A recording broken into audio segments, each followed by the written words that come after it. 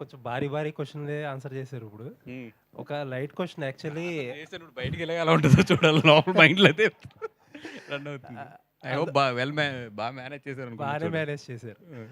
అల్లు అర్జున్ గారి next lineup గురించి అందరు పెద్ద హీరోలకి లైనప్‌లు అన్నీ ఫిక్స్ అయిపోయినాయి కదా! హ్మ్. 'నెల్సన్' గారు అంటున్నారు. అప్పట్లో 'అట్లీ' గారు అన్నారు. ఇప్పుడు 'త్రివిక్రమ్' గారు అంటున్నారు. హ్మ్. దాని గురించి ఏమైనా చెప్పగలుగుతారా? అంటే ఏం లేదండి. ఇప్పుడు 'పుష్ప' డిసెంబర్ 6థ్ రిలీజ్ ఫస్ట్ ఆగస్ట్ 15 అనుకున్నాం గదా! సో, అవును. అప్పుడేంటంటే ఒక ప్లానింగ్ ఉండేది. హ్మ్. ఇప్పుడు డిసెంబర్ 6థ్‌కెళ్ళి ఎళ్ళింది కాబట్టి కొంచెం ప్లానింగ్స్ అన్నీ చేంజ్ అవుతున్నాయి. నాకు తెలిసి ఈ మంత్ ఎండ్‌కి ఒక క్లారిటీ వచ్చేస్తది ఆటిల మీద. 'త్రివిక్రమ్' గారు ఏదో ఒక మంచి ఆయన ఇప్పటిదాకా టచ్ చేయని ఒక జోనర్‌లో ఒక లైన్ చెప్పారు. బాగా ఎక్సైటెడ్‌గా ఉన్నారు 'బన్నీ' గారు అని తెలిసింది. అవునండి. అది లైన్ అయితే ఫిక్స్ అయిపోయింది. ఓకే. దట్ ఫిల్మ్ ఆహ్, భారీ బడ్జెట్ అది.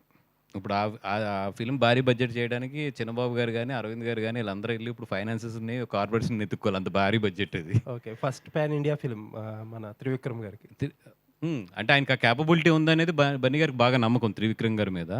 సో, వీళ్ళిద్దరూ ఎప్పుడో ఒక 2 ఇయర్స్ నుంచి మాట్లాడుకొని ఒక కాన్సెప్ట్ అయితే ఫిక్స్ అయ్యారు. It's a more than story I can say it's a concept.